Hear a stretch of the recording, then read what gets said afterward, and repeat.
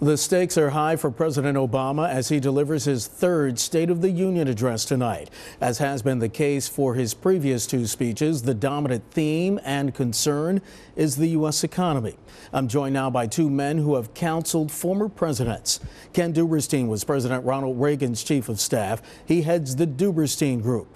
And McLarty served as President Clinton's chief of staff. He heads McLarty Associates, and they both join me now from our Washington bureau. Gentlemen, welcome back to Bottom Line. It's a pleasure to see you both. It's great to be with you, Mark. Mr. Duberstein, let me start with you. What does the president need to tell the American people tonight, and how do presidents use the State of the Union address to turn policy proposals into political support? I think what the president needs to do, but I wouldn't bet that he will do it, is to give a unifying speech, a common ground speech. You know, this needs to be a blueprint for governing and not a blueprint for the campaign. I'm afraid that everything that I've heard, the pre-releases, all indicate that it is going to be much more the negative, much more the class warfare, much more the confrontation, and very little of the conciliation. What this has to be is a communication to the American people, not simply on the state of the union, but where he plans to take it from a governing perspective, not simply a campaign perspective. I'm afraid we're going to hear more campaign and very little governing tonight. Mr. McLarty, do you share that sentiment? Well, I think Ken makes a very good point. I think the president has to walk a very careful line of laying out his plans and where there are differences with the Republican Congress, which he is almost certainly to do, and other presidents have done that as well. But by the same token, this is a State of the Union, so he's got to talk about unifying the country and where he wants to lead and take the country. He'll do that.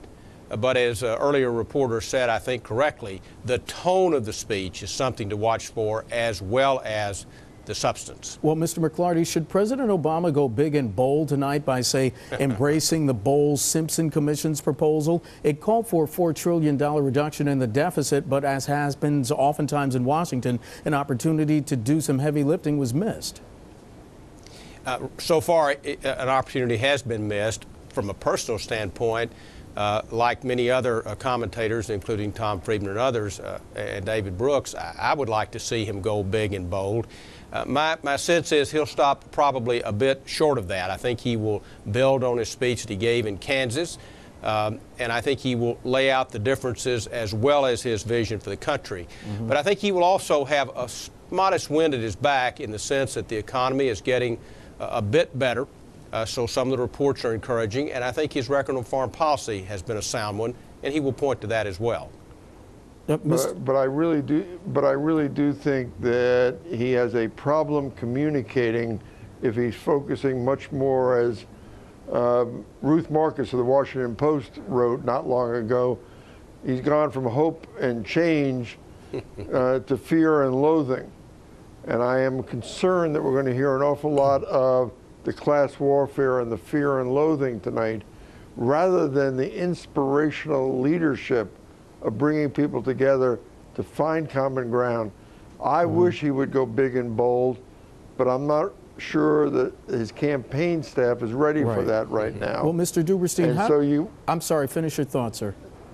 Well, you know, Simpson-Bowles is a great jumping off part, but he's walked away from it fundamentally ever since they reported a year ago. If he could embrace that, it would change the deck.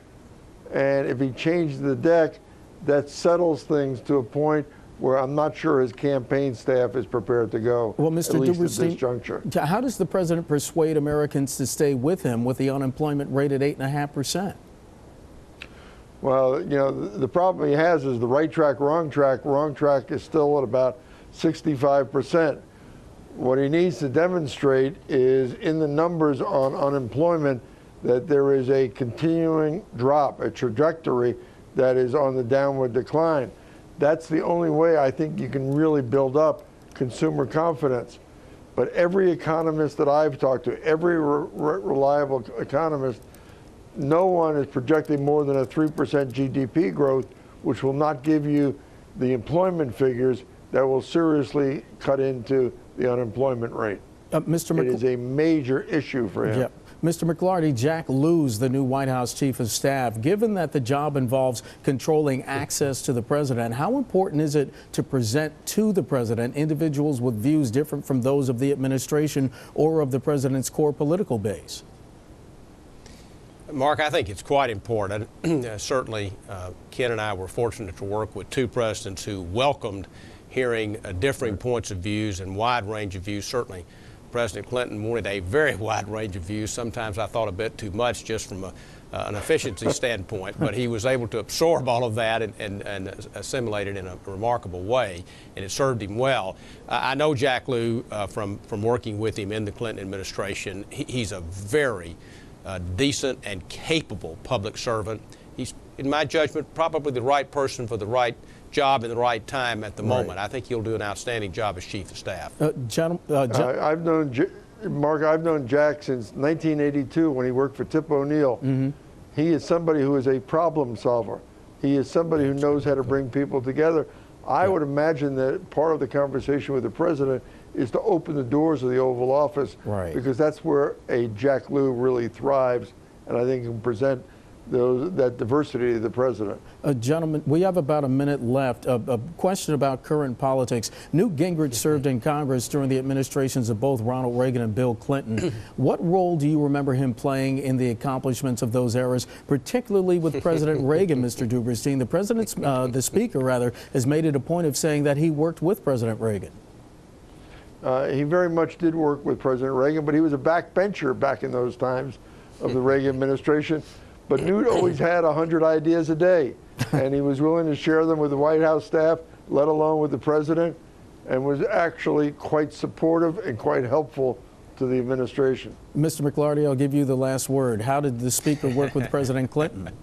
Well, I think Speaker Gingrich has gotten newfound religion. He has embraced the Clinton economic plan in his comments, and actually, Speaker Gingrich was constructive, particularly on foreign policy. I would note, however, that he was adamantly opposed to the 1993 economic plan of President Clinton, the deficit reduction plan. He later became somewhat of a convert on the economic plan. He also was constructive on welfare to work, and he's certainly citing that in this campaign. Hey, Mac, in 1993, you still had the majority, though. It wasn't until he became Speaker. We did. That's the only reason we passed it. That's the only reason we passed it. Two former White House Chiefs of Staff, Mac McLarty serving in the Clinton White House, Ken Duberstein serving in the Reagan White House. Gentlemen, 2 years in a row. It's always been a pleasure to talk to you. Thanks so much. Oh, it's a great pleasure. My pleasure. Thank you, Mark. Thank you, Mark.